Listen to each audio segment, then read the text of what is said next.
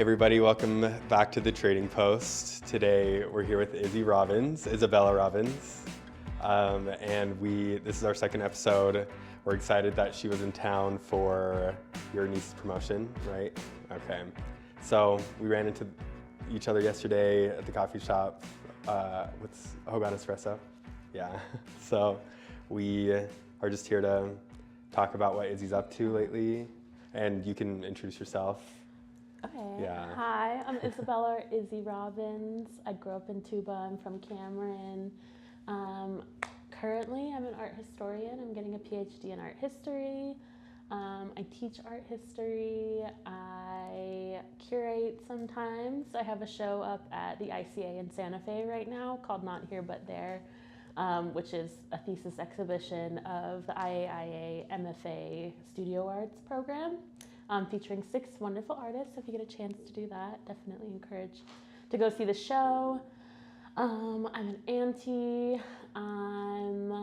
What else am I? I'm on the board of a couple of cool organizations, including the Diné Studies Conference and the Chapter House, which is a native-run women's arts org that I think we'll chat more about later. Yeah, definitely. Yeah. Yes. So we got to get into all of that.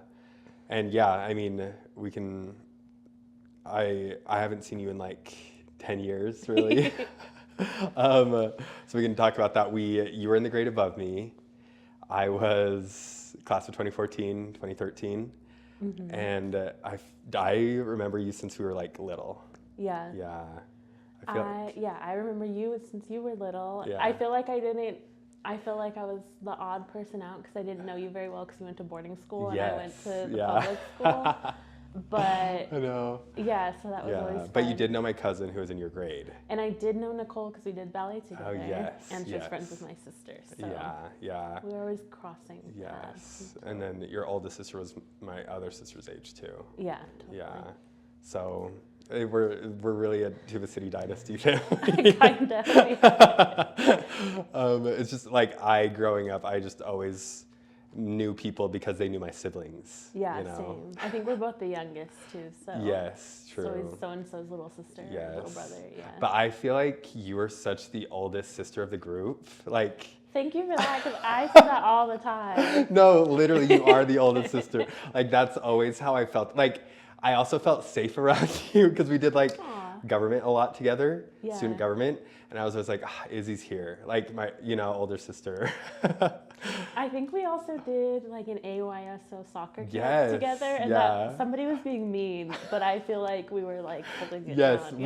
I remember that. Oh my gosh, such vague memory. Yeah, and then were we in band together too? I did piano, yeah. Okay, yeah, I did saxophone, so. Yeah. But yeah, we did student government together. I remember you were the student body vice president. I think at some point, I don't know. I did a lot of things. Yeah, I know. So I think it was like your senior year and my junior year. We were we were in it like a lot together, but like that's when we were in student body together. Yeah. Yeah. Yeah, that was fun. True. Yeah. No, that was a lot of fun. Yeah. With Mrs. Johnson. Yeah. Yeah. That was homecoming queen. Oh, yes. My senior year. Yes. I was homecoming runner-up. So Drew Winters, he was the king. Yeah, gosh, that was forever ago. But now we're here. I've loved following you on Instagram. Thanks, seeing everything that you're up to all the time, which is why I'm so glad you're here. Because, as soon as I saw you, I was like, we got to get Izzy on the show. But, so your exhibit in New Mexico, I saw some pictures on Instagram, actually. Yeah, so I think, like, as an art historian, there's 2 paths you can take, and one is to curate and one is to teach. And I do a little bit of both. I want to teach more than I want to curate right now, but I did have the opportunity to curate the show. And like I said, it's featuring the works of like 6 different artists who were in the Institute of American Indian Arts MFA Studio Arts program. So they all just graduated, which was really exciting. The work is on view. A lot of it features artists you might know, like Avish Charlie or Ursula Hudson, who have these very specific practices. So Ursula, for example, is primarily known for the weaving that she does. The work in the show is completely different. It's a lot of painting, a lot of textile work. Avis is known as like a really wonderful, amazing 2D painter. She did this incredible like installation, really coming off the wall, which I think is really cool. So I had the opportunity to do that. In my own studies, if that's something you're interested in, I study definitely. like contemporary Native art, kind of, and frame it as like globally. So I'm researching artists. I talk about my sister, Emma Robbins, in my dissertation, and her practice and how it relates to like California and Los Angeles and like the kinship between tribes, like contemporarily and more historically. I write about an artist in Australia. His name's Rico Rennie. I write about a Mardi Gras beater in New Orleans who's like not native, but he's using kind of this figure of the Indian to think through like his own history that I think is really interesting. So the project's really expansive. Again, I'm like framing it around these ideas of the global, which are not, it's not as, my argument is really that it's not as like the global is not the globe, but like the different ways that people in their specific settings are like interacting with other Native people and how that can help us reframe like the global, unsettled, like settler Native binaries and things like that. So. No, fascinating. Dang. No, that is so cool. Cause like, I feel like all this world is so, and like, me growing up on the res, just like, I didn't even know what the ACT was, like, and so leaving the reservation and then like kind of exploring more these elements through art, like art taught me so much that I didn't know, which is exactly why it's so inaccessible sometimes, Yeah, I mean, I always say like I didn't take, a lot of people who were in my major in college had like gone to high school taking art history classes. I didn't have that, obviously. No, we had world history. Where we like watched that Guns and Steel TV show or whatever. Like I didn't, obviously I'm really proud of being a graduate of TC High School, but it's like.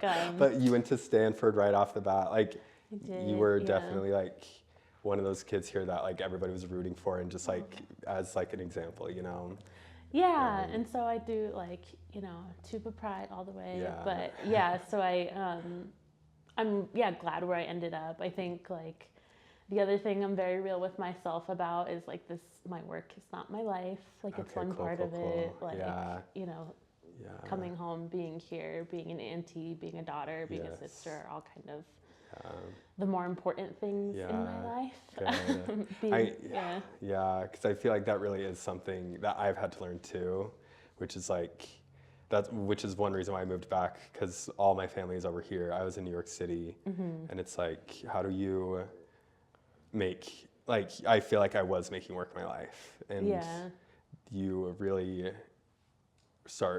you forget the beauties of like small town living with your family, Yeah, I know we've talked about this like outside of this podcast too, but like it is, I think like coming here, one reminds me that I have like no tangible skills. Like I can look at an archive for you, but I cannot, like start a fire. And I'm embarrassed, but no, I used lighter fluid for that. So. But yeah, I mean, I think it's like, it's not to like infantilize being here or anything like that, but I do always forget that there is like so much happening here. No, I know. And that it's not just about like getting out of Tuba or Cameron or the res or whatever, but also like how do we make this place like not better, because I mean yes, maybe better, but like I think it's a great place where a lot of stuff is already happening, and we really forget that because it's not just like our own, like us in our heads. I think the narrative that was pushed to us throughout growing up here was like, go to college, get a degree, get out. And, I think that's good, but I think there's a lot we can do here and want to do here. So. Yeah, no, it's so true. Like it is something that it's like, maybe you just always will have that, like people like us would always have that desire to leave and just experience more, which I don't think there's anything wrong with that, like I think that was, but I also don't think there's necessarily anything wrong with like wanting to stay. I just think if you do have that experience of leaving and like learning something else about the world, like coming back is just so, you can just be a part of a community that like Totally. you really can affect, versus like when I was in New York, it was like, I just felt like so many bad things are happening in the world. And I was kind of in the epicenter of it, where I was like, why am I not in a place where I can actually like feel like I'm affecting change, versus like I could get into like, you know, activism in New York or things like that, but here it's just like I have a whole community that I can like just be a part of and like help uplift. So Yeah, that's super real, and I think that's like a good way of like thinking about the chapter house, right? okay, So yeah. I can jump Yes, into this, yeah, but please, yeah. so the chapter house is a native-run arts org that my sister Emma started, and they're based in LA. We have a physical space, and we, you know, are an arts org. We do exhibitions, we have drag shows, we have like So regular yoga classes. Yeah. Right now we're doing really wonderful like improv classes Okay. and shows and stuff like that. We have comedy shows. So it's a really wonderful fun. organization, and I think the principle of it, or kind of one of the main visions for the organization, is coming from my sister's experience being here. Our dad was like the Cameron chapter vice president for a Yeah. really long time, so Yeah. that's like where we grew up, was like the chapter house then right there. being like Yeah. bored at the chapter house for Uh-huh. hours on end. But then kind of as we grew up, you know, learning that that's like, again, like thinking of epicenters, like that's the Yes. epicenter of our community in Cameron, and Yeah. like what was happening there politically, socially, Mm-hmm. whatever. And so that was kind of a space, and thinking, you know, beyond the political stuff, like the Yeah. things that were happening there, or in Tuba, like Yeah. the chapter house puts the fair on and stuff like that. Mhm. So like that was kind of the principle of gathering, ultimately, was Yeah. what I think inspired my sister to start that in LA, and especially being away from home, and kind of not, again, like similarly not having Yeah. the same community. And she really decided to build the infrastructure for that in a Yeah. lot of different ways.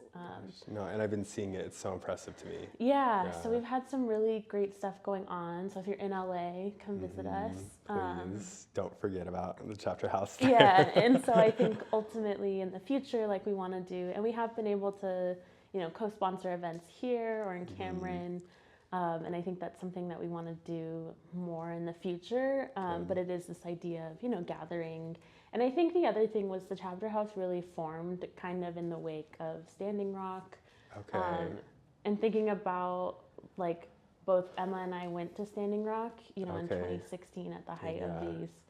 of the encampments and Yeah. stuff like that. And like beyond what was being fought for, there was also these really beautiful like communities developing, like schools developing, the opportunity to create art. And I think that was another really wonderful thing, like That's so despite, cool. you know, how Yeah. things panned out, or and Yeah. the violence that happened there. But I Yeah. think for her it was thinking about just needing, in addition to like the political aspects Yeah. of being Native in the United States, Yes. also needing like a space to be chill and like have I community know. and Yeah. like make art ultimately. So Yeah. I'm really excited to be a part of that organization. I'm on the board, That's awesome. and Yeah. collaborate often, but yeah. It's good. Okay. Yeah. Because like, and just thinking about, you know, the protests that you mentioned, like, I really do. It's so real that community comes. It just finds a way to like blossom in those scenarios where there's oppression happening that's bringing everybody together in such an Yeah. intimate way, which I think, you know, that is the beauty of that. Yeah. Yeah. And I think it's like an experience that a lot of people of color or non-white Yeah. people experience, is because so much of our identities are wrapped up in politics. Yeah. And You're not just a oppression. person, you're a person plus whatever color you are. yeah, and Yeah. like being a politicized identity and stuff like that, especially, you know, Yeah. being Native, where we have this, you know, political identity in addition to a cultural, Yes. racial, whatever one. Yeah. And so I think that's something beautiful about Yeah. like those communities, is we have all these other things wrapped up with sort of our political identities, which Yeah. I think ultimately is good, right? No, Because yeah. those things should affect every decision you make. And I Yes. feel like in the United States, this is why we are in the position that we're in, Yes. is because people were trying, I mean, white people or whatever. We're Yeah. trying to separate Yeah. those things when I think Totally. our experiences growing up here. I mean, I was just talking to Diamond about getting a home site lease and like how Yeah. difficult that is here, and Yeah. not just getting the land, but getting water, electricity, I know. Wi-Fi, things like that that we Yeah. all kind of Struggle that I with. need. Yeah, I not know. everyone needs, but I know. No, I know. but yeah, just Yeah. is, I think when we are politicized in every facet of our life, it changes Yeah. the way that we move about the world and the decisions we make. And I know. I think that's why like a place like the Chapter House Yeah. or the Trading Post or whatever is really good, is Yes. because it's so like intentional and open and clear about those Yes. kinds of things and how it affects how Exactly. we operate. Yeah, because that really is part of colonization, is to make you forget that your identity is political. Like whether you're whatever you are, like if you think that you can opt out of politics, you're the problem. You're part of the problem. And yeah, so that being said, brown people and black people can't help but experience their political Yeah, identity. I mean, it's the making of like white as norm, Exactly, right? Or like yeah. the nuclear family as norm, Exactly. when we also have like these ripples in communities so and much layers of diversity. family. So Yeah. yeah, I think Yeah. yes, that was my plug for the No, Chapter yeah, House. thank you. Yeah, and I love the like story behind it, because it is just based off of your own childhood and like Sure, your experience here and like how you built community. And that's like the Trading Post concept was just like, oh, I would, if I wanted to do something there, I would do a Trading Post, you know, Right. because that's part of the community. That's like literally just Which like, are also like trading posts are also really political spaces Yes. too, like given the history of them and Yes. stuff like that. So Yeah. and like me as someone who studies art, right? Like that's what I'm interested in, is yeah, or inevitably interested in, is what became marketable, what Yes. became like interesting. the useful or the thing that you could sell to make money and stuff like that. That yeah. I think for a lot of Native people in our lineages, like we've always had, or not we've always, but a lot of us have had, Yeah. like the grandma who sold to the Chapter Yes. House, or Yeah. my grandma would like sell at the Grand Canyon Yeah. and stuff like that. Exactly. So all the political spaces, Yes. but I think also interesting ones where we do come together. And this is what I think, like, I think this is my research. I think this is what the Chapter House is also, Okay. but like we're really Yeah. invested in like, because LA, right, is Tongvaland. There's also Yeah. the Chumash there, Serrano, Akachaman. There's all these different tribes there that are Yeah. in a lot of ways actively erased because it's Yeah. California, it's LA. It's not like out here where we have, you know, the largest reservation in the country. Exactly. But so it's this interesting place where we are contending, and I think really trying to honor those histories and those people, and through collaborations and things like that. Yeah. And also, like, another example I'm thinking of is earlier this year when the fires were happening in LA, a Yeah. bunch of the like tribal hotshot crews and firefighters ended up in LA, and that was like an opportunity for the Chapter House to connect with them, Yeah. let them know That that is like we were awesome. there for like support, Yes, if it and was, for I mean, you know, community. we can't offer like medical care, but like, Yeah. you know, being a space to chill. Yes. And Yeah. then with that, you know, working with Emma, I ended up missing this, but Emma, one of our now board members, Janice Schmeeding and her sister, they all like cooked Navajo tacos. Nice. I guess Janice Lakota, so Indian tacos. Okay, but yeah. they like got to cook, you know, That's so tacos for the cool, Navajo yeah. or for the Native firefighters, and I think it was a really beautiful like Yeah. encapsulation of these ideas of being, you know, the global kind of shrinking, or Yes. witnessing it on these smaller scales and seeing Yeah. how like beyond, you know, being in this urban space, like there are these Native people who are collaborating and communicating with each other, and I think that's really beautiful and powerful. Yeah, definitely. And then like food being such a big part of the cultural connect. Totally. And, you know, just giving them that piece of Yeah. home. Yeah. Yeah, definitely. Gosh, that's so cool.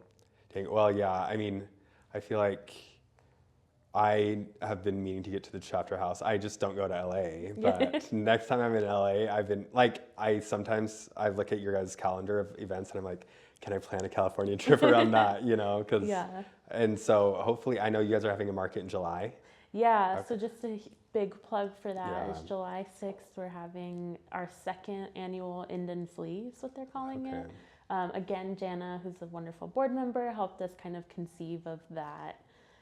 It was just last year. It was just this big flea market of like Native vendors. A lot of people were reselling stuff.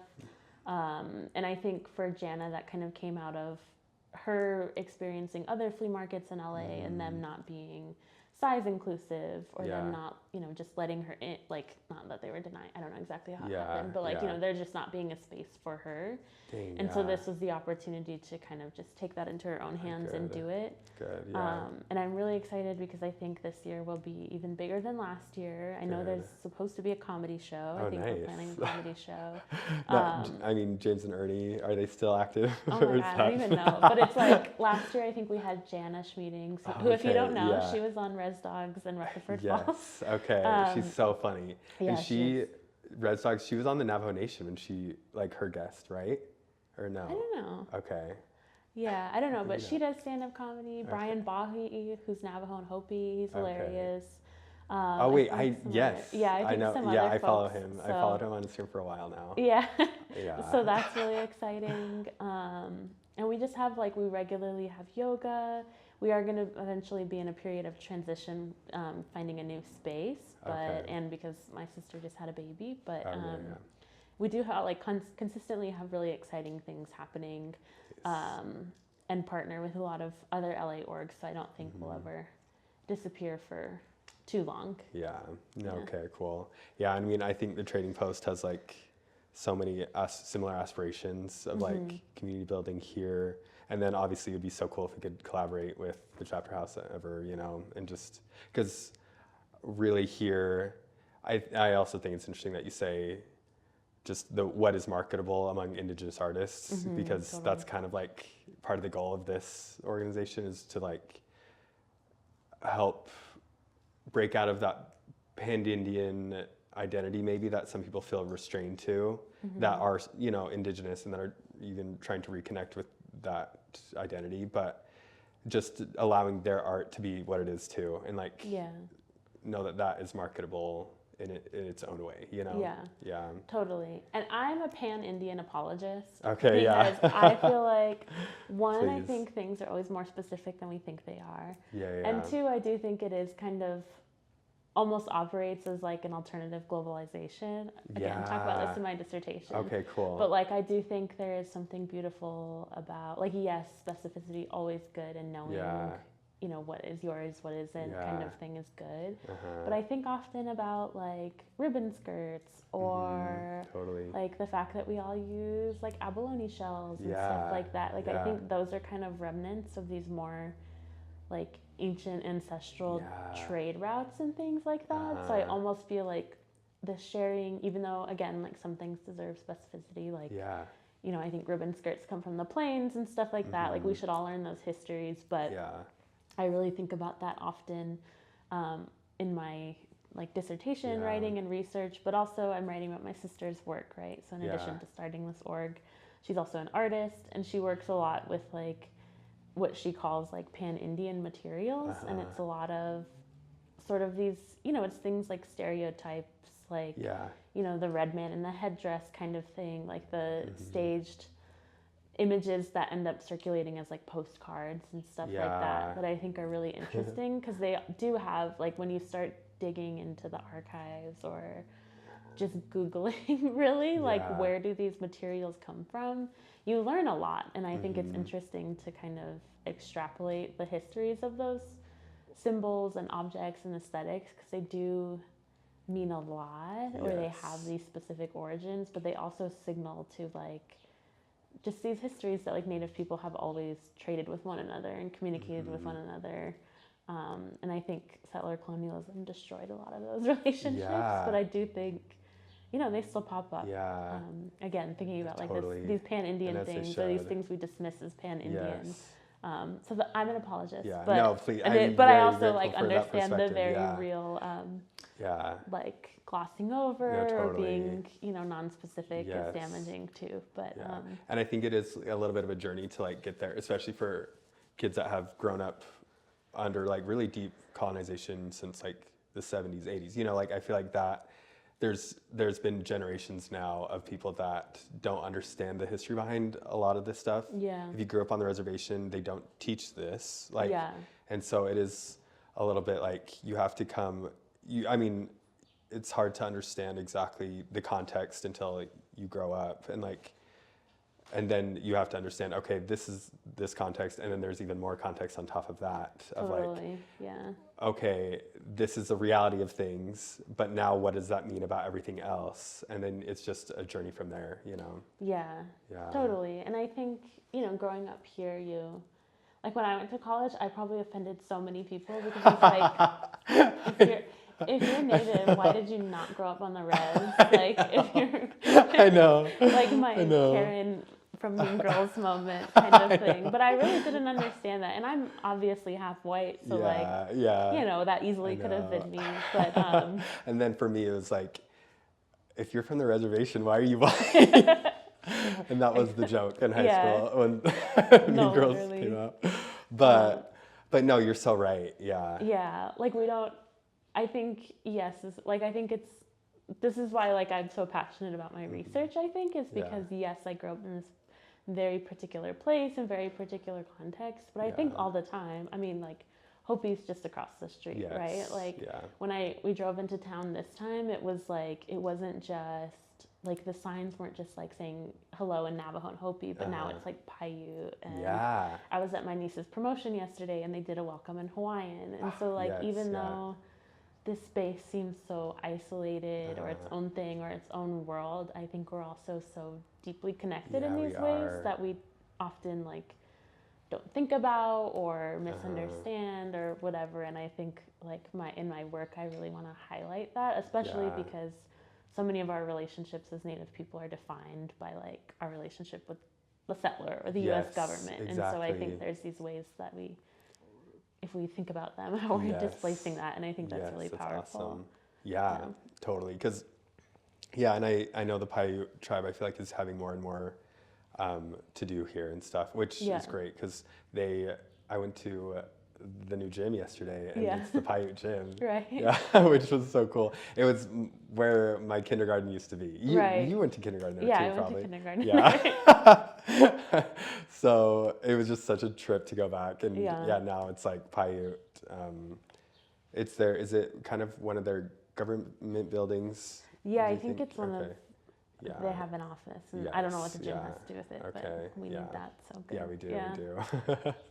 Yeah. So, no, that's very cool, and I think your work is awesome, and it's just so nice to like have somebody like you be from here and be, I don't know, just helping people understand that through your work. So. Thank you. Yeah, and I ride hard for Cameron. I ride hard for Tuba. I will fight with anyone from Kayenta that we need to keep her there. We hate Kayenta so much. No, we don't. I mean, I'm in these, like, I live, in New Mexico right now. I'm with all these Eastern Navajos. So I have to, like, and everyone in college was from, like, Shiprock or Window Rock, whatever. So I have to. And some of my best friends were from Kayenta in high school, I have to be honest. Yeah, so. No, I mean, it's so Western, but. I know. But it is, we have a rivalry, and it goes deep. Yeah, but in college, man, everyone else is from Eastern, Northern, whatever, and I'm. Yeah, I've met some girls from Cameron in college, and just, like, all over the place. It's so fun to. Yeah. Yeah, love Cameron. Okay, well, I also wanted to get you something from Pete's Edge. Yay! We did have some Pete's Edge earlier before the interview, but this is... Oh my God, I love it. Yes, this is actually one of the employee designs, so it's not online, but we do have lots of Pete's Edge merch online. Add a little slice to your life. I love it. Thank you so much. Yeah, no, of course. I'm glad you guys came over. You and your fiance, right? My fiance. Yeah, good to meet him. And it was just great having you over. Thanks so for glad having that you were me. able to talk about all of your projects. And I your love work. to yap. So. Good, yeah. I feel like we could have multiple episodes of this. I think you're a Leo also. Yes, I am. So yeah, I love to talk about myself. When is your birthday again? August 2nd. 2nd? Yeah. That's my niece's birthday. Oh, They're twins. Okay, cute. And they're August 2nd, and they're just the little twin. When are you? Are you July? I'm August 20th. So I'm on the Virgo cusp. Yeah, okay. yeah. Cool. And then our other nieces share a birthday too, and I always think about that. Yeah, Wiley and March 31st. Yes, and my niece Cameron in March Aries. 31st. Yeah. Aries, they are.